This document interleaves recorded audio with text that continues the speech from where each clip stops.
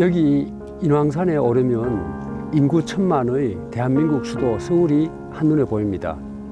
지금은 상상조차 할 수 없지만 지금부터 140여 년 전 제가 있는 인왕산 아래 종로구 삼천동에 호환이 발생해서 포수를 시켜 잡아오도록 했다는 기록이 있습니다.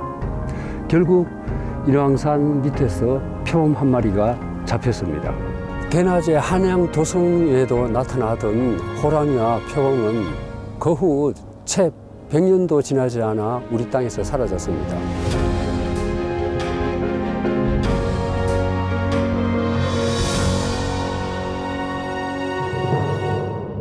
우리 민족은 호랑이와 표범을 엄밀하게 구분하지 않고 그냥 범이라고 불렀습니다. 심지어 호랑이는 수컷, 표범은 암컷, 둘을 부부로 생각하기도 했습니다.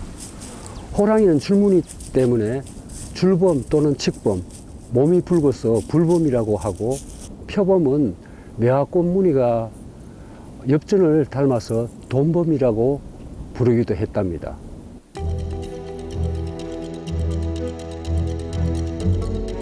(1924년) 암컷 호랑이 한 마리가 포획됐습니다. 이것이 남한에서 호랑이의 마지막 공식 기록입니다.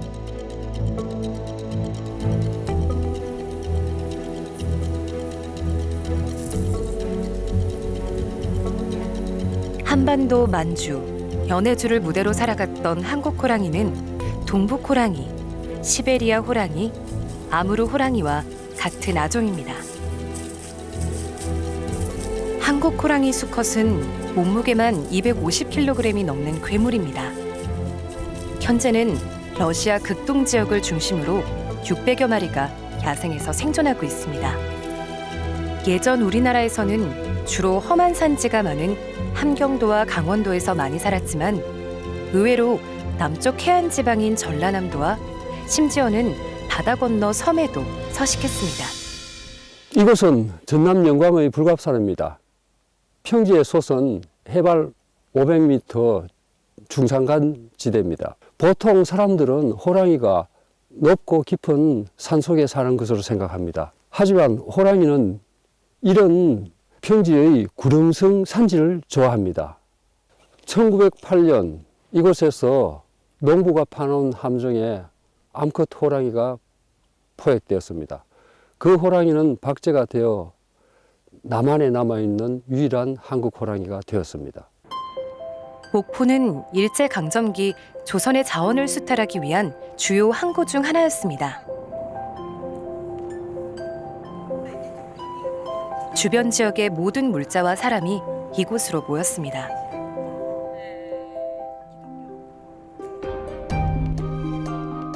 영광 불갑산에서 호랑이를 포획한 농부도 이를 팔기 위해 목포로 오게 됩니다. 당시 일본인 부호 하라구치가 호랑이를 구입하면서 찍은 사진입니다. 그는 당시 일본 소학교에 호랑이를 기증했는데요. 100여 년 전 그 호랑이가 여전히 이곳에 있습니다. 현재 우리나라에 남아있는 유일한 한국 호랑이. 우리 사냐를 누비던 녀석들은 다 어디로 사라진 걸까요?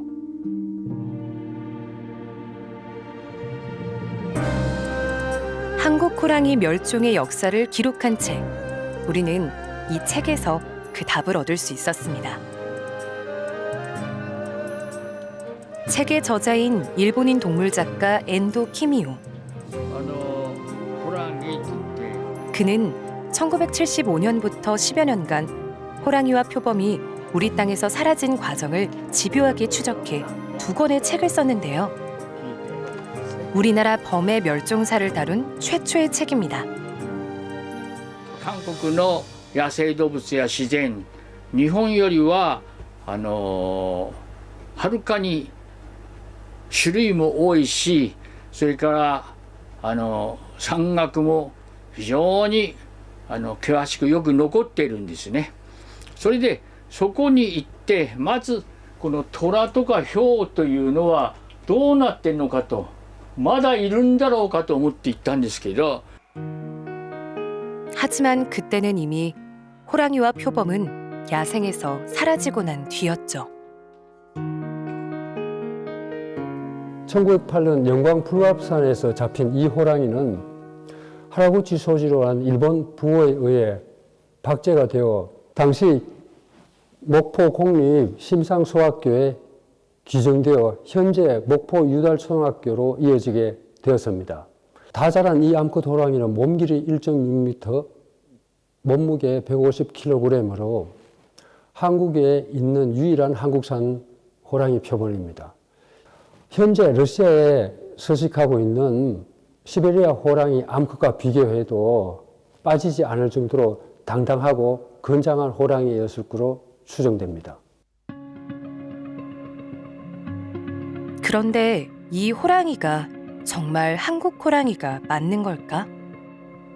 녀석과 현재 시베리아 호랑이의 DNA를 비교해 본 결과 같은 종으로 밝혀졌습니다. 그 이후 호랑이의 존재는 기록으로만 전해지고 있습니다. 1922년 경주 대덕산에서 호랑이 한 마리가 포획됩니다. 당시 사냥꾼 5명, 오리꾼 100여 명이 동원될 정도로 사냥은 대단했다는데요. 그 대덕산 호랑이가 예. 이 부근에서 잡혔습니까? 예, 여기가 대덕산 남쪽 마지막 자락 부분인데 여기가 박석골이라는 데입니다. 박석골 여기에서 호랑이가 마지막으로 잡힌 곳이라고 알려져 있습니다. 예전부터 이곳에서 그 당시 22년 당시 여기에서 살고 있었습니까? 호랑이 잡힌 것을 보면 한 마리가 아주 그 체구가 큰 호랑이 한 마리입니다. 그러니까 저 북쪽 지역에서 어디 넘어오고 산으로 통해서 넘어왔겠죠. 그래 오래 서식할 환경은 아니고 이 지역이 산이 크게 높고 깊은 산이 아니기 때문에 뭐 큰 짐승이 뭐 오래 서식할 그런 곳은 아닙니다. 그래서 호랑이 어디서 저 북쪽에서 내려왔겠지 혼자 이렇게. 여기서 알려진 거는 요 인근 지역에 예를 들어 배반동과 조양동 이런 게 있는데 그 지역에서 호랑이가 그 산을 통해 넘어오다가 황소 한 마리를 잡아먹고 다 먹지는 않았겠죠. 이렇게 뭐 해치고 혼자 배가 부른 상태에서 너쪽에 이쪽 산을 넘어서 내려왔을 겁니다. 이 산속을 통해서 내려오다가 나무꾼 김유근 씨, 그 당시에 김유근이라는 사람을 만나가지고 막 이래 덮쳤는 거야.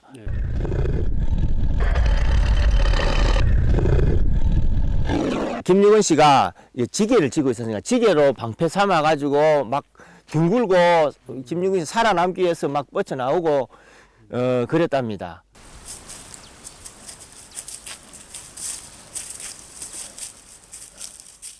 이 호랑이가 그때 이미 그 황소를 한 마리 잡아먹은 상태이기 때문에 매우 배가 부른 상태였는가 봐요.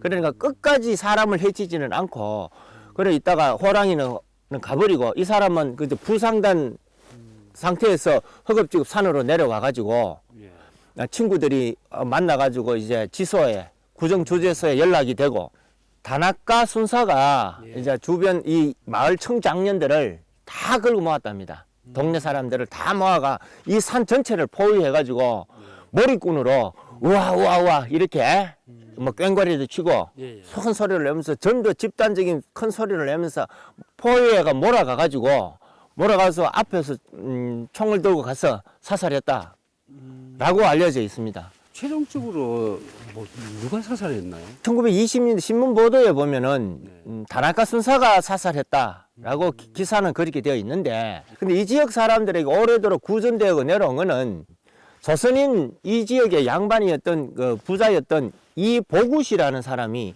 총을 들고 서 있는 장면이 있어요. 이 보구씨가 총을 쏴서 호랑이를 잡았다. 이런 말도 많이 전해져 내려오고 있습니다. 구체적으로 뭐 다나카 순사가 쐈다, 조선인 이보구씨가 쐈다, 이거 한쪽으로 증명하기는 좀 어려운 것 같아요. 거대한 몸집의 대덕산 호랑이. 한때는 산의 주인으로 살아갔을 녀석은 죽어서도 고향에 머물지 못했습니다. 마침 그때 일본 황족인 가닌노미야에게 진상하였다라고 되어 있습니다. 일본 황족은 그때 그 히로히토의 그 뭐 한 친인척 됐겠죠. 그까지만 알려져 있고 이 호피가 구체적으로 현재 위치 어디에 가 있는지는 뭐 도저히 알 수가 없습니다. 전설 같은 무용담과 빛바랜 사진 외에도 녀석이 남긴 것이 있었는데요. 호랑이가 우리 아시아 문화권에서는 상당히 그 신비한 동물이고 귀중한 그 존재가 되니까 조선인 몰입꾼들이 많이 있었는데 거기에 참여했던 젊은 사람 한 사람이 뭐 저희 할아버지도 계셨는데 저희 친할아버지가 우리 할아버지가 그때 22살이었다고 합니다. 그래서 그 호랑이 옆에 콧수염을 뗐답니다. 이렇게 콧수염을 뗐는데 떼가지고 왜 저 옛날 사람들은 민간 신앙으로서 민간 의술로서 이제 집에 이거를 특별한 호랑이 물건을 가지고 있으면은 아픈 병도 낫고 뭐 잡귀신도 물러가고 우리 집안 가족들의 건강을 지킬 수 있는 뭔가 호신술용으로 집에 오래 가지고 있다가 자식들이 아프면은 그걸 가지고 몸에 지니고 하루 이틀 있으면은 호랑이 기운을 받아서 몸이 낫는다. 좀 민간 신앙 같이 생각을 하고 많이 가지고 있었답니다. 그렇게 해오다가 뭐 우리 할아버지 할머니가 그거를 이웃집에 빌려줬다가 뭐 서로 여기저기서 빌려달라 소리를 많이 했는가 봐요. 그래서 빌려줬다가 막 돌려받지 못하고 뭐 없어져 버린 것 같아요. 예. 그런데 그 호랑이 수염이 어느만 하더냐라고 제가 할머니인데 직접 물어봤습니다. 그러니까 젓가락만 하더랍니다. 예. 뭐 직접 그렇게 우리 할머니가 그렇게 말을 했습니다.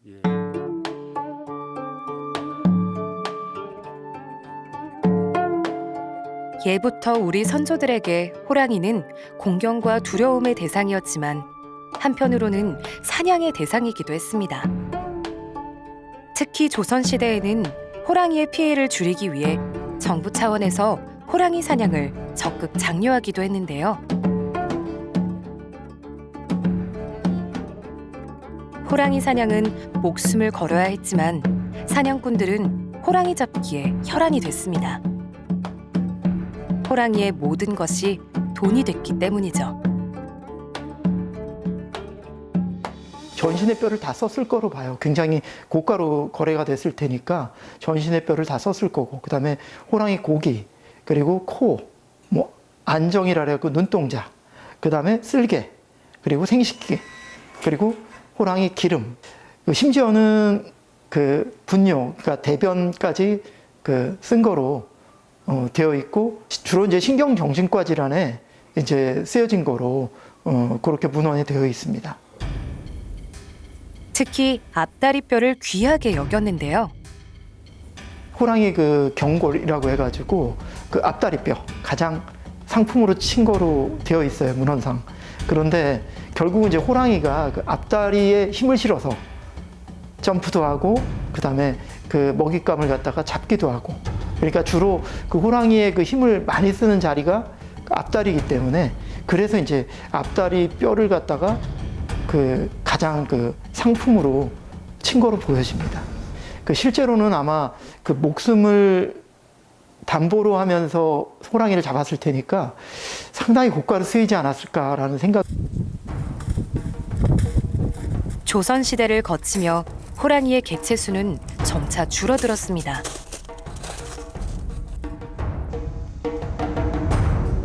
그러다 일제강점기 해수구제란 명목으로 무차별적인 사냥이 이루어지고 호랑이의 마지막 숨마저 끊어지게 됩니다. 공식적인 자료만 봐도 1915년부터 1945년까지 30년간 호랑이 97마리, 표범 624마리가 사냥됐습니다. 통계에 잡히지 않은 수까지 고려한다면 당시 범에 대한 엄청난 학살이 이루어졌음을 추측할 수 있습니다. 일본은 왜 그토록 범을 사냥했을까요?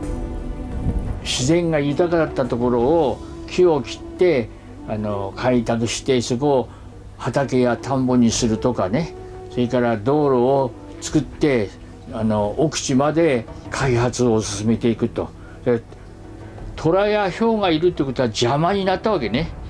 狼なんかもでそういうものを退治してもう人間が安全なんだというふうにして開発したと。 일제강점기 해수구제에는 조선인 몰입군들이 대규모로 동원됐습니다. 軍隊とかね、それから憲兵とかね、そういう人たちを動員して、で村人をまあ何千人と集めてね、それでこう山をこの並んでこう武器を持って追い出すんね。そして向こうの方に鉄砲を持って待っていて、で逃げてきた飛び出したものを鉄砲で撃つと、こういうことをしたんよね。でそういうふうに動員して、今日は虎狩りだからお前たちはその出てこいみたいにね、おそらくろくなお金も払わずにそういうことをしたと思うんです。 그 당시 일본 민간인 중에서도 호랑이를 사냥하기 위해 우리나라를 찾기도 했는데요. すごい財閥だったんですね。大金持ちだったんです。まあ主に炭鉱なんかで炭鉱を経営していてね、朝鮮半島一帯に、そして貿易なんかもしてすごいお金持ちだったわけですね。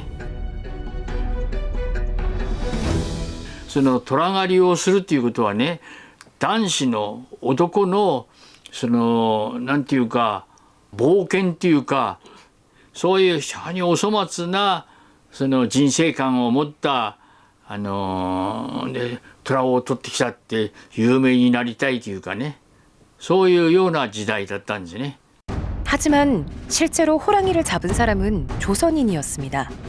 그중 강용근, 이윤회는 조선 제1의 호랑이 포수였죠. 波のハンターは虎やヒョウは取れないのよね。ね、有名な人たちですね。100匹も取ったっていうレコードを持ってる人たち、そういう人たちを頼んできて、自分はもうのんびりと後ろの方にいて。 이후 호랑이는 한반도에서 점점 자취를 감추게 됩니다.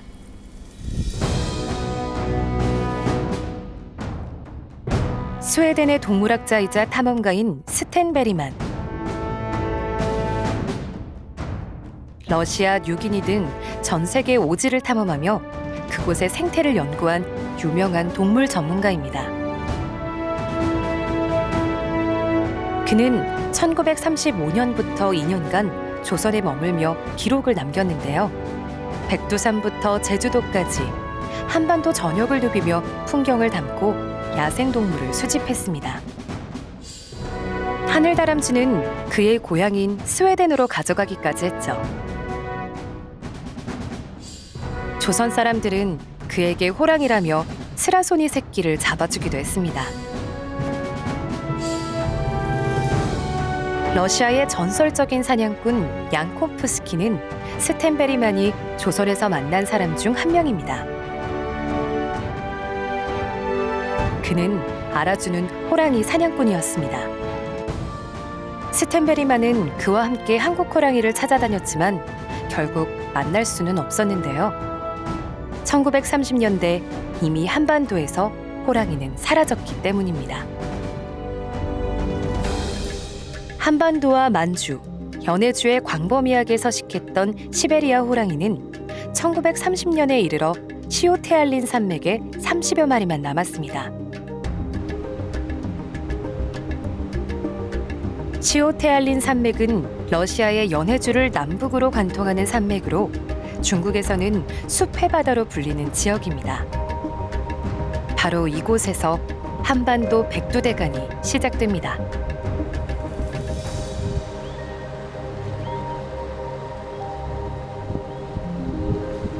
굽이굽이 이어지는 산맥을 따라 달리다 보면 한반도에 다다릅니다.